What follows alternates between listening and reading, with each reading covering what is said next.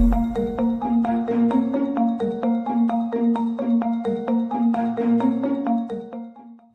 weeks into the 90-day campaign period for national office, what does the landscape for political campaign ads look like? Who's spending? Who's benefiting? And will 2025 be the most expensive midterms in Philippine history? Hi, I'm John Nery, and you are in the Public Square. One of the best sources of information on advertising in the Philippines is an old friend of mine and of this program, Jay Bautista, a byword in the industry. He's the executive director of Kantar Media, which has been providing third-party advertising verification and monitoring services since 2013. Welcome back, Jay, and thank you for joining us again in the Public Square. I'm very happy to be back. Jay, this would be your fifth election that you're tracking, right? So 2013, 2016, 2019, 2022, and now 2025. Can you give us an idea of the ad spend for each of these 5 elections? Yeah, so interestingly, the thing we've noticed over the last 5 elections are the media mix. No? So, Yes. of course, TV continues to have the lion's share Okay. at about 70 to 80% of spend every election. 70 to 80. But the mix has changed. In 2013, you still had a lot of traditional print advertising as part of the Yes. media strategies. Oh, yes, I remember those days. Or you had full-page ads or That's center right. spreads. And then by 2016, it shifted to social media, social so the use media. of Facebook in particular and YouTube. In 2022, we've seen TikTok becoming a part of the media mix Okay. in terms of the election. And we feel that it will continue this election. But overall, television continues to be the main platform or touch point that candidates use, whether it's on a pre-campaign level or during the official campaign period. I was struck by the increase in the total ad spend. Of course, we have to qualify. No? You base this on the published rate cards. There's really no way for you to know beforehand how much of a discount a particular candidate or a party will enjoy or is enjoying. So based on published rate cards, in 2013, total ad spend was like 35 billion pesos. Correct. This doubled to 2016, a presidential election year, to 67 billion. Now, the difference between 2013 and 2016 is that there are no candidates for president and vice president Yes. in 2013. So, obviously, there's more opportunities to spend. Correct. But in 2019, midterm, so no people running for president or vice president, the same amount of ad spend, 67 billion pesos also in 2019. This is your Yeah. tracking, right? And then in 2022, it tripled. Correct. From 67 billion to 181 billion pesos. Can you walk us through this? I mean, why these huge jumps? It's not just because of the increase in population, Yeah. right? Or Well, several factors come into play. One is inflation in terms of media rate cards. Okay. A lot of the media owners look at the elections as a time to also increase revenue. Yes, okay. So they put inflation as part of their packages. The second one is in 2019, there was a shift towards a lot of online advertising. So medyo na deplete yung allocations for traditional media like TV, radio. Wait, at this point, you did tell me that these numbers are for TV ad spend Yes, only, right? correct. Yeah. So when you say in 2019, bakit pareho lang yung 67 billion ng ad spend dun sa presidential year 2016? It's because part of it went to digital, Yes, which at that time you did not yet cover. Yes, correct. In 2022, we saw a triple growth in terms That's of right, yeah. spending. One, it's a presidential election. Number two, it was still a year after COVID, so a lot of social distancing, lockdowns, and mobility issues Okay. came into play. So we saw that a lot of the candidates, to compensate for I the see. difficulty of really going around and doing sorties, is to put a lot of money on advertising, particularly television.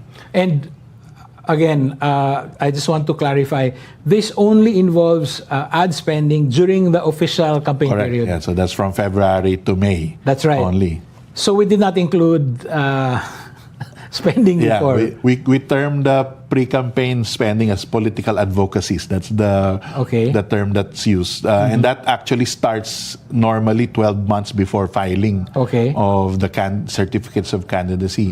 Why does that happen? Because a lot of candidates know that the surveys will be coming up. That's right. So to increase awareness and to test the waters, they try to spend on political advocacies to get their name out there. But when you say political advocacy, do you mean because they highlight certain issues to also raise their profile? Correct. So number one is to already give a taste of what their platforms would be. So they talk about advocacies like whether poverty, education, corruption, and they're very careful not to mention anything about positions or voting for me, etc. It's really about the personality, putting their name and their advocacy or their platform, and that's usually evident as early as December of the previous year, prior to an election. Can you speak of a formula? How much? So, for instance, in 2019, you had 67 billion pesos in ad spend on TV. Was this foreshadowed in the political advocacy period by the spending? Is it like so maybe they spent X amount and then they will end up spending X times 2? Is there something like that? There's no exact formula, but in terms of proportion, you'll probably see the same amount of money spent from the campaign period and the previous or the prior period. So let's say how much they spent over 12 months before it was, it's bawal to run ads, and then how much they spent in 90 days. Correct. So that would be the... Yes.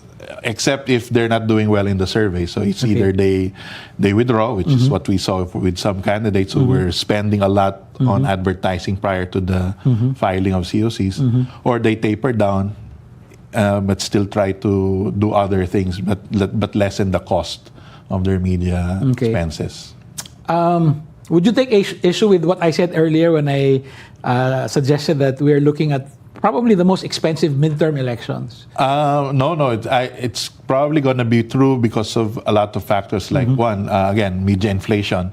After ABS-CBN lost their franchise, the remaining channels, particularly free-to-air, so that's an opportunity to change their rate card. So we saw significant increases for some of the channels. So there's a price increase?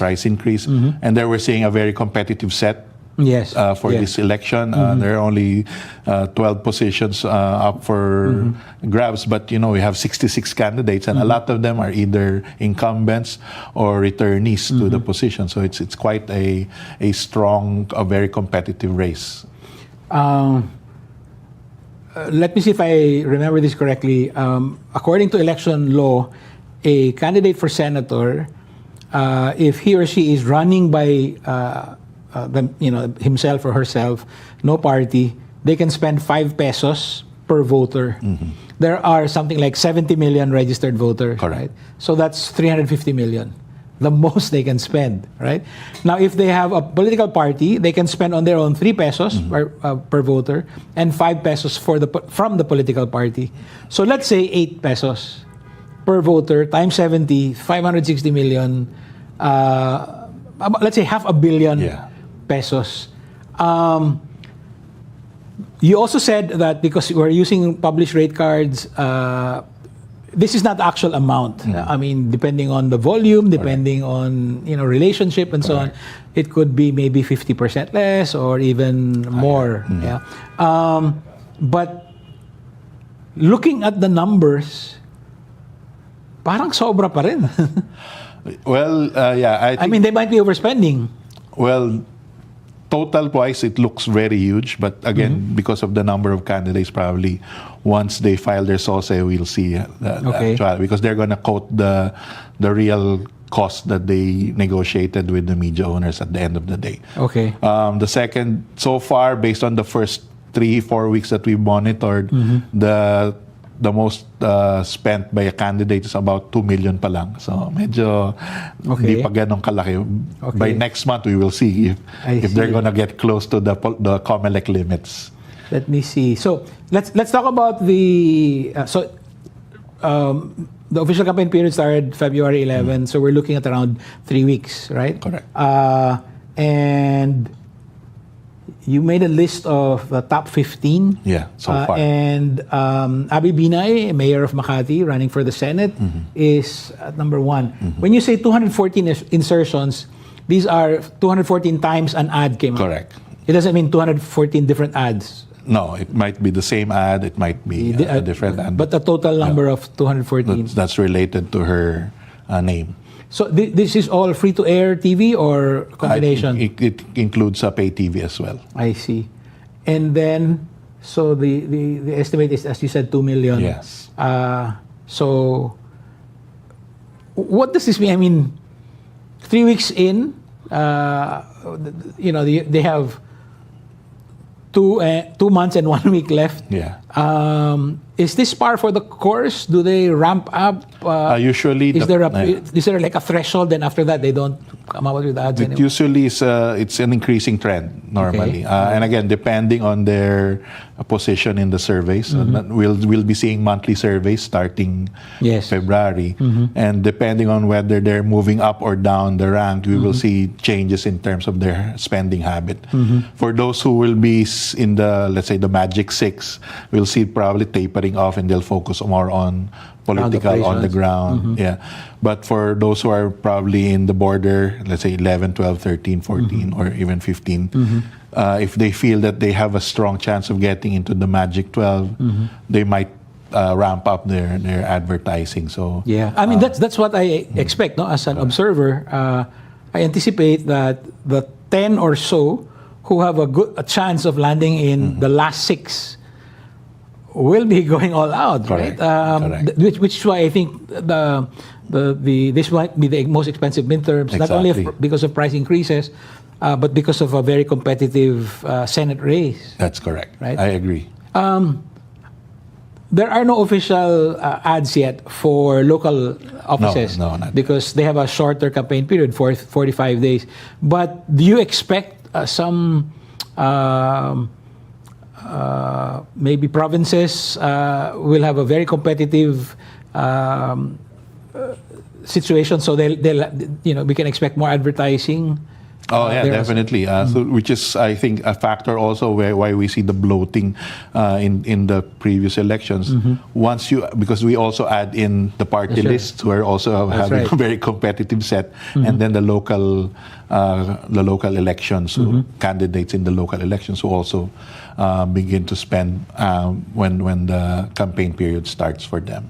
And this would include, for instance, in March, once the official campaign period starts for local government offices, you are also monitoring local TV. I mean, most of the monitoring we do are for national channels. Right. But except for digital, we can deep dive on local spending. I want to spend some time on digital later, because that's something that you did for the first time in 2022, and there's some very interesting data also that you have for last year, in the run up to this year's election. But let's focus first on TV. Bato de la Rosa. Okay, so of the top 15 here, he's the one that I've seen. I mean, without my meaning to, I've seen TV ads. I've even heard radio, although you don't cover radio. Yeah. Maybe another business opportunity down the road. But Bato de la Rosa's ads I've seen, right? And he spent 1.4 million, 118 inserts, and he's not assured. I mean, he's not in the top 4 or 5. No. Right? He's in the bottom middle. 6. He's in the middle and so on.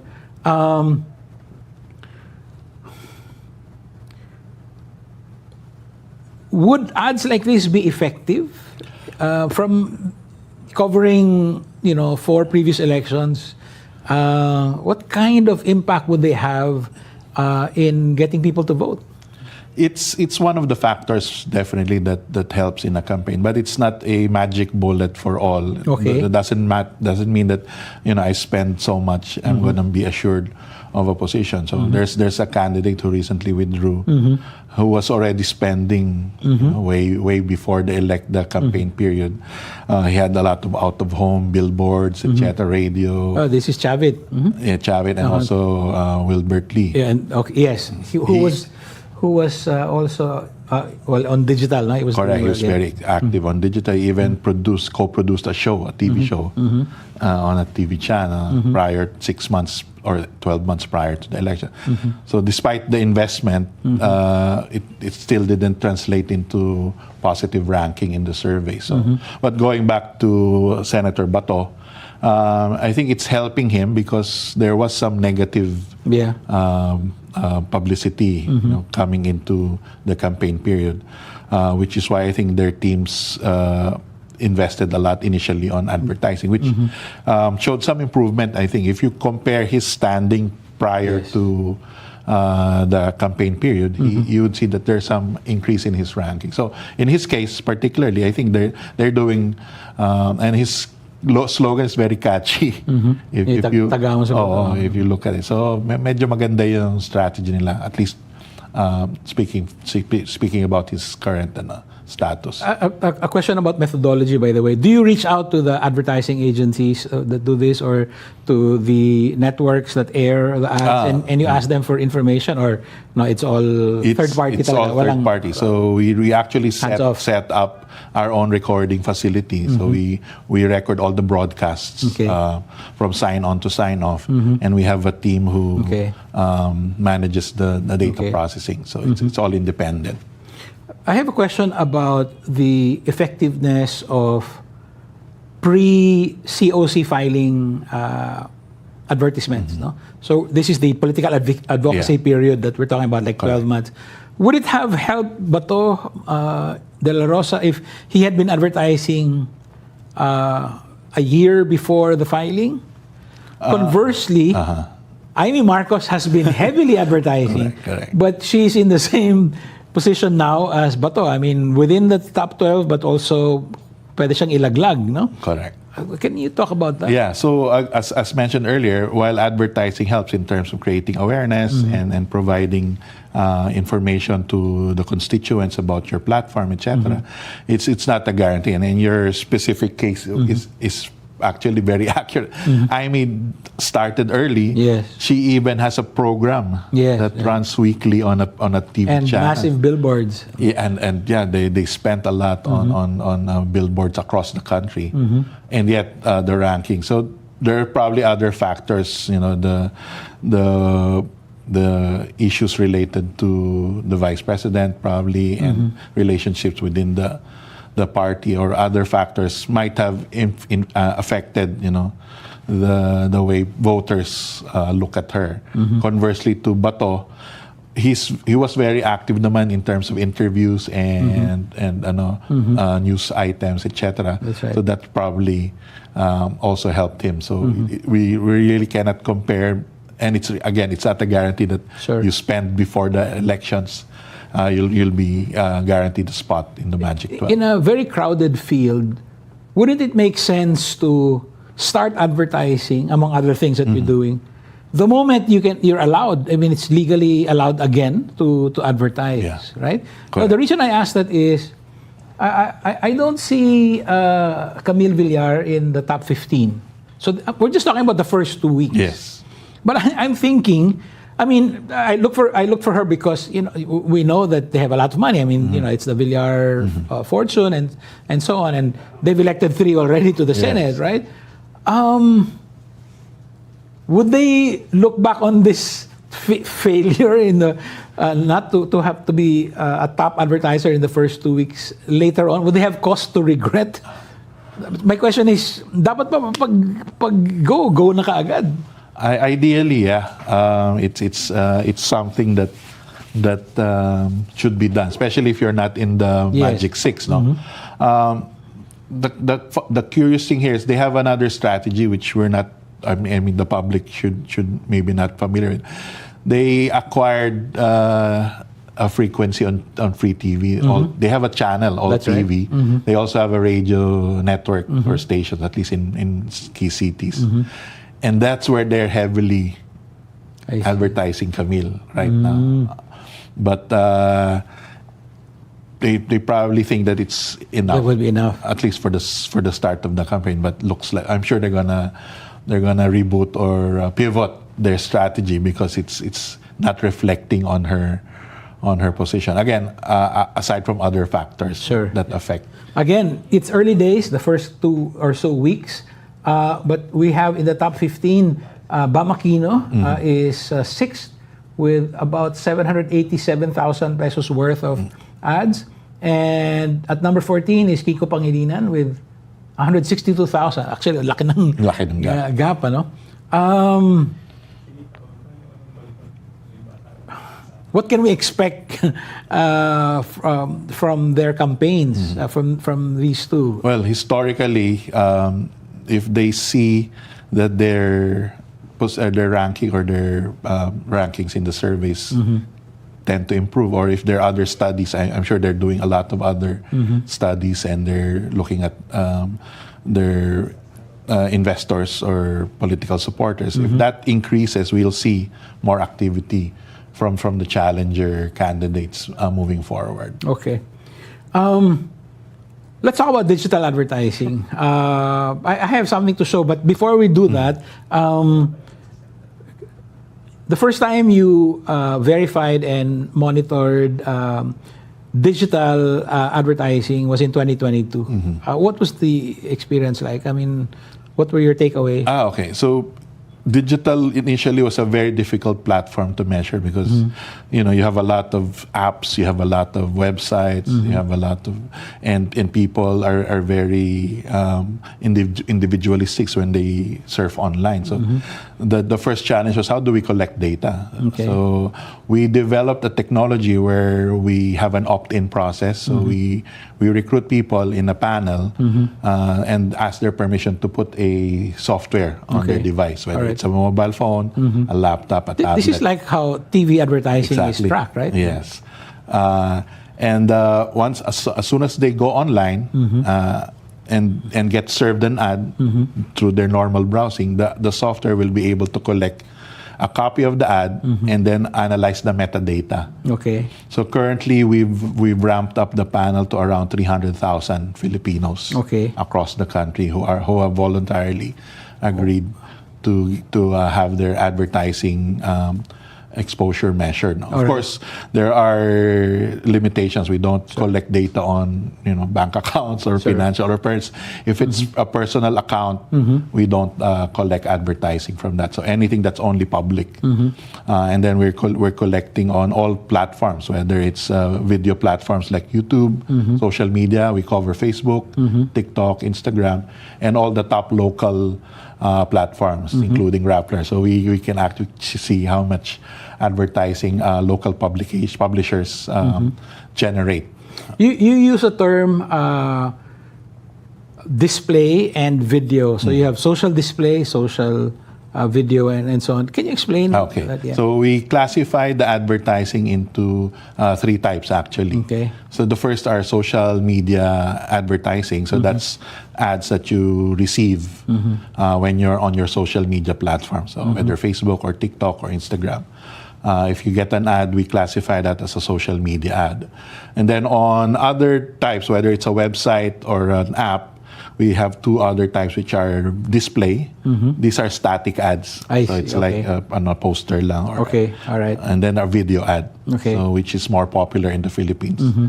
So those are the 3 types. And then we also classify the types of devices, whether it's you're receiving the ad from your desktop or from a mobile device. Yeah, maybe we can flash this, which you kindly provided to us.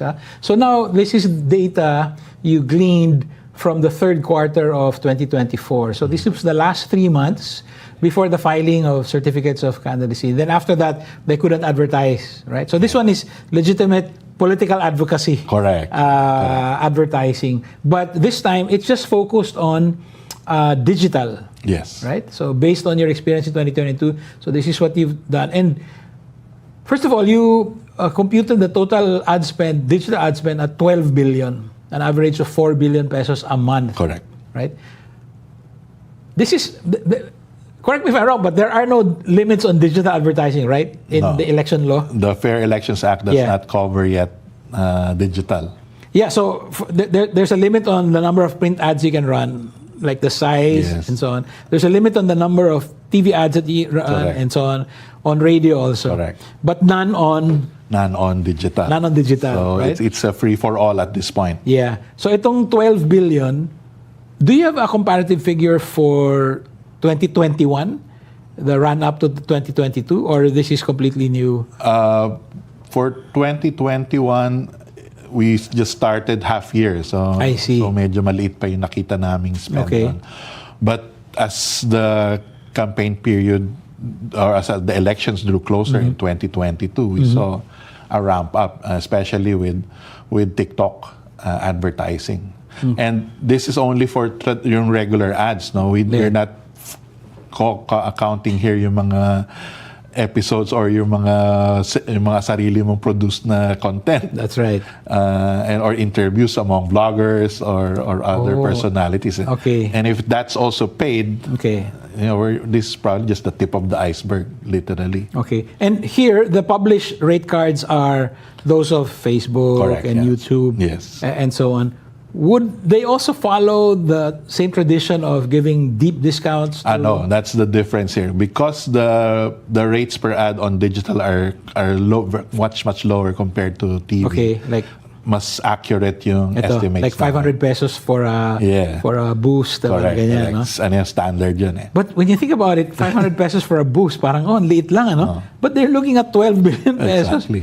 Ang laki, no? And then, in terms of channel share, the biggest is, what is this again? Android video? Correct. So, because the Philippines is an Android market in terms of mobile device ownership, a lot of the ads go to targeting those who own Android phones. And video is very popular among Filipinos kasi yung attention span natin, especially if there's humor or entertainment or music in the execution of an ad, nakaka-catch yung attention ng Filipinos. Hindi tayo masyadong tolerant about display ads. We try to avoid display advertising as much as possible. But you also, I think coming in second is what is this? Social video? Correct. What does it mean? So those are video ads that are played on social media platforms. So that would be Facebook, Instagram, and TikTok, most likely. Oh, okay. But given all of this, so 12 billion in 3 months, would the proportion of TV change now? You said in any given year, it's still 70 to 80% of total campaign ad spend is spent on TV.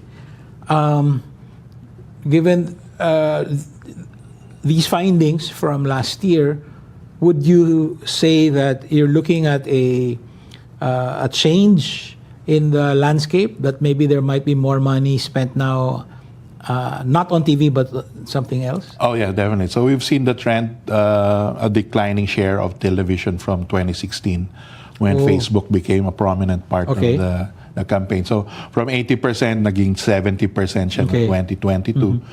This year, we're expecting it to be at around 60%. 30% will be spent on online, and the rest, the 10%, will be shared between radio and other platforms like out of home. So this is your forecast that at the end, on election day, we will have 60% of all ad spend spent on TV, 30% on digital, and 10% on the rest. Correct. That's like a sea change, no? Yes, major.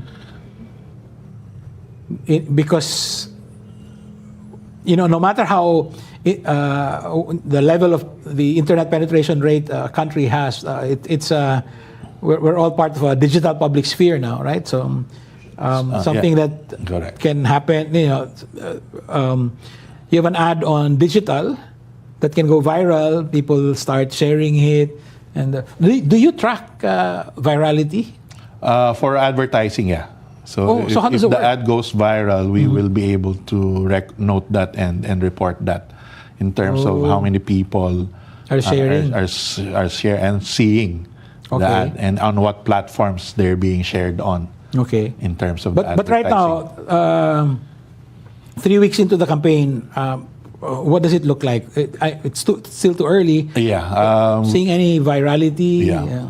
We should probably have that in another episode Okay. in a few weeks In a from few now. weeks. We'll have Okay. more data Okay. on digital. But the other factor kasi is this election will be dominated by, for the first time, people below 40 years old. So Gen Zs and millennials will be the dominant voting segment for the 2025 For the election. first time? For the first time. Because in 2022, medyo mataas pa rin yung percentage of Gen X and Boomers Okay. in the votes. But this election in particular, nag-swing na to Gen Z millennials yung majority. So that would be below 40. Below 40. And they're the ones who are always online and heavily on digital. Is that part of the reason why you expect 30% of ad spend to be in digital? Yeah. Because that's where the audience is? Yes, because we're seeing also the Gen Zs in particular are watching less and less television, listening to radio less compared to other generations. No? I had the president of Pulse Asia on this program a couple of weeks ago, and Dr. Holmes said that TV news is still the primary source of information, but very close behind is now digital news from the internet or from social media.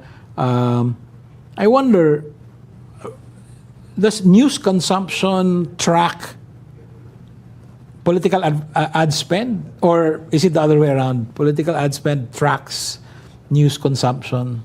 That's a good point. Based on our studies, if you look at where the political ad spend on TV goes, it's actually concentrated on news and public affairs programs. Okay. Because the candidates probably know that those are the programs where their voters most likely will still be on television, in terms, aside from entertainment, of course. So the other strategy, those are two strategies. One is put your ads where the news is, because it's high rating and most of the voters will be concentrated there. The other strategy for awareness is they try to look at entertainment programs. So a classic example is Lito Lapid. He does not advertise as much, but he on news or political ads for that matter. But he makes sure that he's part of a top-rating telenovela before an election year. So he was part of Provinciano. How do you quantify that? Yeah, he was part of Provinciano before the 2016 elections, and he's now part of Batang Quiapo before this election where he's running again. So Coco Martin is his campaign manager. Correct. So I think in terms of awareness and name recall, it helps him a lot. And also he's been very prudent about his political stance since he's been elected senator. So hindi siya ganun ka-controversial then, which I think helps. Yeah, that calls for a whole other episode, right? I mean, I get the sense that there are some people who are both familiar to voters, and have a very high comfort level. Parang okay na sa kanila. Yeah. Not necessarily the controversial ones or the ones who are fighting for. And another example is Senator Bong Revilla, who's an incumbent also. He also started producing a TV show again a year before the campaign started. So, because that was what he was also doing prior elections. So. You mentioned the catchy tagline of Bato de la Rosa, and then I've seen many posters. I haven't seen any ads of any TV ads of Bong Revilla, but I've seen many of his posters where it says "Action sa tunay na buhay." Yeah. Right? So playing on his reputation as an action hero on TV, but saying I'm an action hero in real life as well, right? I wonder if you also track that. like thematic. We do contribution? another service we have is social listening. Okay. So that's where we look at sentiments and how people feel about, in this case, how the candidates are positioning themselves. Okay. So that's also something that we track hand in hand with advertisers to see, what strategies they are implementing, and also for them to evaluate which ones are working and which ones are not. In terms of the top advertisers, so for the 3 months, July to September, before the filing of COCs last year, so a total of 12 billion pesos, that's what you monitored in digital advertising, which is closer to the actual ad spend because of the different dynamic. Correct. On digital. The top advertisers, the first one is Francis Tolentino. Well, it's not doing him any good. He's still outside the magic 12. Any lessons to be drawn from this? Well, again, or is it too early to tell? maybe too early to tell, but probably indications, and again, this is a personal opinion. People identified him with Duterte in 2016. He was Identified with Noy Noy in 2010. and now he's with the admin. So I'm not sure if that's Okay. a factor Okay. for some of his for the voters. I see. Well, Camille Villar is second, so that's where they spent some money there. Wilbert Lee. Yeah, he was very aggressive because he was very pre COC surveys didn't put him very high in the ranking. So I think he wanted to catch up by increasing awareness for his candidacy. Would you have any estimate how much of the 12 billion pesos was spent by Francis Tolentino? Not at this point, but Eventually, you'll be able it to. will probably be sizable for him to rank first in the top. So again, those advertiser. 500 peso boosts, they add up. Correct. Right? I mean, we're talking of, I don't know, tens of millions of pesos maybe. Yeah, of course, a lot of the candidates will say that it's not their own money, that it was donations or friends, but Yeah, definitely, but it adds up. Yeah, I do have a question. Number 4 is Ralph Tulfo. So this is the congressman from Quezon City. Was he advertising himself or his uncle? That's a very good question. When we classify the advertiser, that's the metadata says that's the entity that paid for the ad. So in this case, while he's named as the advertiser, the actual ad might not be about him. So it might be about their party list or any advocacy. Most likely an advocacy. Or their party list, the Axis. Yeah, but for record purposes, when they did the boosting online, the metadata was identified with him as that. Would there be any strategic value to having somebody else's name appear on the record? I think initially, especially if you're spending a lot, it protects the candidate from the image that you have a lot of money to spend, and ergo you might want to recoup that later. Okay. And then during the campaign period, we'll also see that even if it's a candidate being advertised, nakalagay doon, it's paid for by somebody else. Yes. Again, that's part of them complying with the Fair Elections Act not to overspend and be disqualified. And then you also have, who is this? Linka Orogin or something? It's sounds Russian. Yeah, well, again, the metadata tells us now who actually on record paid for the ad. So there would be those. Would you remember? Offhand. But definitely it's related to a candidate. But we can get back to you on that. Okay. And then of the 12 billion, who got the lion's share of the platforms? YouTube? Yeah, YouTube and Facebook. And Facebook. Yeah, so if on the total, TV gets 60 to 70%, on digital, 80% to 90% of the ads go through the two giants, Okay. Alphabet and Meta. But you said that maybe this is the year for TikTok. Yeah. So TikTok. What does that mean in terms of percentage share? You're looking at what? 10% now, maybe? More. Probably bigger than 10%. In 2022, TikTok got about 5% share. Okay. This year, because more Gen Zs are becoming voters, that might at the minimum 10% share. Definitely during the campaign. I'm not period. familiar with the advertising rates on TikTok. How much would a campaign like the equivalent of a Facebook boost? Yeah, it's quite similar. Similar also. They're very competitive. YouTube, Okay. Facebook, and TikTok. They're very similar. They're like micro units, correct. but then they add up, right? Yeah, you don't see the bite initially, but once you look at the hundreds and thousands of inserts, when you boost, then that's when the zeros add up. Many of your clients are media companies, advertising agencies, and so on. Is there a rule or a rule of thumb to the number of ads or insertions or that should be published, should appear for a campaign to be effective? That's a good question. Normally, but depending on the product category, let's talk about fast-moving consumer goods. Okay. They're the heavy advertisers. Okay, yeah. They usually have certain KPIs. One of them is the audience that I reach. So Okay. they have a reach target, usually at about 80 to 85%. Okay. And they also have a frequency target. How many Okay. times should a consumer see my ad? Okay. The norm is at least 3 times. In the lifetime of a campaign? Yes, Okay. and then the campaign usually runs for about 13 weeks.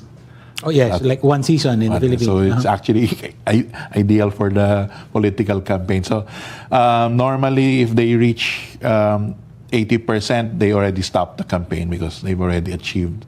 And then they have a cost per ad or Okay. a cost per audience threshold as well. So it's a certain number of pesos per eyeball that I generate. So those are the things that they look at for them to determine that the campaign is successful, among other things. This is a little beyond, what you're doing. But I just wanted to know what you think about this. Would it be safe to assume that, the big spenders, the ones with big budgets, they're doing this? I mean, they have strategists. They have, directors who will say, this is where to put money. I mean, it's not just like the candidate's wife saying, no, I feel like we should put money here. Yeah. And would we be able to tell if a campaign is amateurish, like bara-bara na lang? Oh yeah, definitely. From the data, you would notice that number one, the choice of programs. Okay. Does it match the voter profile? Okay. The choice of channels or touch points. Is that where most of your voters spend their time on? Okay. And then the type of ad that you air, the length and the type of execution. Is it are there too much information or too less information, etc. So there are check boxes or a checklist that we can look at to see if a campaign is going to be effective or not. So this whole team of advertising strategists and creative directors and so on, how do they get paid? If I may know, do they get are they like headhunters? They get a commission for every recruit that they are able to? No, for traditional media, it's a straightforward transaction. So normally, a candidate will have an agreement with the proper media entity with strategies, PR, creative, and media. That's the traditional approach.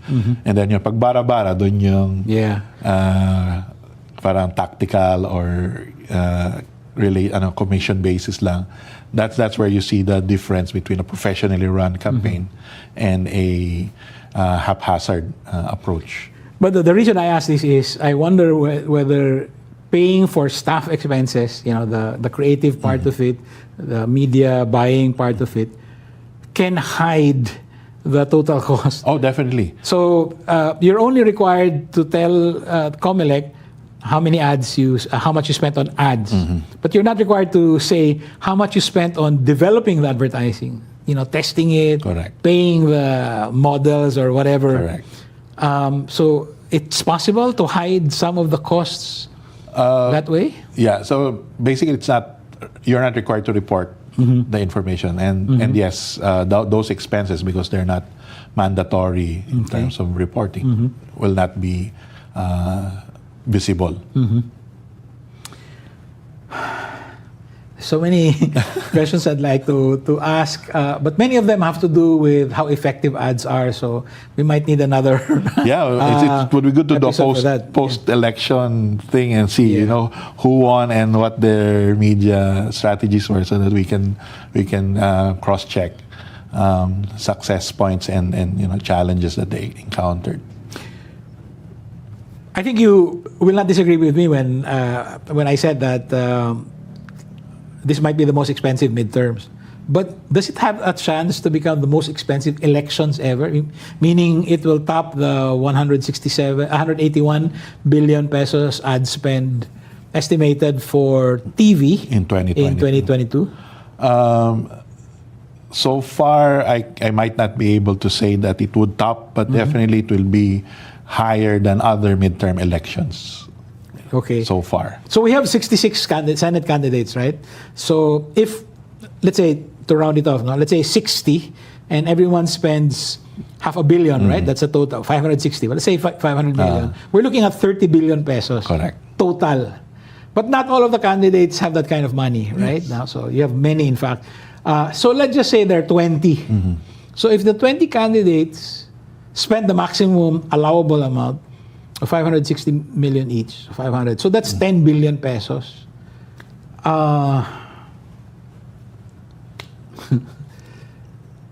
That would be, I mean, that's a prohibitive amount, right? I mean, and we're just talking here of the legally allowed Correct. limits. How else can they buy more advertising or advertising time or space without running afoul of these limits? Well, I'm not sure about the specific rules, but one rule is you're allowed certain minutes per channel. That's right. Yes. So if there's 10 minutes, let's say, per channel, one thing is you can spread your spend across a lot of channels to increase your visibility. So not just focus on the top rating channels. So that will, and the same goes with radio. Radio is not, you're not limited to radio in total, but per station. And That's you know, right. there are more than 300 commercial stations nationwide. So if I'm a senatorial candidate, that's the spread I have in terms of allowance to spend. And then, of course, out of home, COMELEC has allowed for the first time since the last 4 elections billboards to be used for campaign, which was not allowed. So that, again, increases the opportunities to spend and increase your media exposure. How is that? I know you're not monitoring that, but you know, based on industry talk, how is that doing? That seems like a growth opportunity for political ads. Correct. And also for the out-of-home industry, because they were also affected by the shift to digital and COVID. When COVID happened, no mobility. No one wanted to advertise on billboards. So it's actually a boon for both the candidate because it's a chance for them to have like a semi-permanent presence. Yeah, aside from their headquarters, which was the rule before. They can only put a big poster on your headquarters. Now you have a chance to spread your message across, and so it's an advantage for both the candidate and the industry. The challenge here is, well, at least from the mainstream advertising, what we also see is that like the taper down naman yung traditional advertising from the Procter and Gamble's, the Unilevers, they lie low during this period because the clutter is too much. That's right. Yeah. What does that mean? Everyone talks about that, and everyone says, "No, our ads have to cut through the clutter," and it's just advertising noise. Correct. Yeah, because at the height of TV's popularity, we were recording about 20 minutes per hour of ads. 18 minutes was the limit. But certain networks were doing 22. Yeah, that's right. So that was so imagine that. So parang and the analogy is when you watch boxing before on live TV, 3 minutes yung round and then 10 minutes yung ad. So that was so much noise, and I see. because of the clutter, the effectiveness of the ads went down. People couldn't recall or were negatively referring to ads because it was annoying to them. Hence the term cutting through the clutter. And that's happening more on online now, less on TV, because ABS is out of the picture, the levels of ads dipped significantly, which made TV a bit more effective when it comes to advertising, because people are more tolerant kasi less noise. But for in the case of ABS, for instance, they don't have a legislative franchise anymore, but they can still take ads, no, for their social media platforms, Correct. for their free-to-air partnerships, collaborations. Correct. But relative to GMA, they would be what? They're obviously no longer parity, right? No, I mean, it's a very large disparity now. what is it, like 1/10 or something, or Probably, yeah. For every ad for every 10 ads probably in GMA, probably two or three ads for ABS, roughly. I've been meaning to ask this question. How much is the rate now for a 30-second TV ad on GMA? Okay. So the rate card published is around ₱1 million For 30 seconds. Okay. Of course, again, as mentioned, it can be negotiated. So let's say you're able to negotiate it to $500,000. How many ads again do you need to run? So you want the viewer to see it 3 times. Correct. But the viewer is not there the whole time, right? No. So in a given month, you would have to assume that, you know. Yeah. So let's assume there are 10 top rating programs in a day. So one spot a day.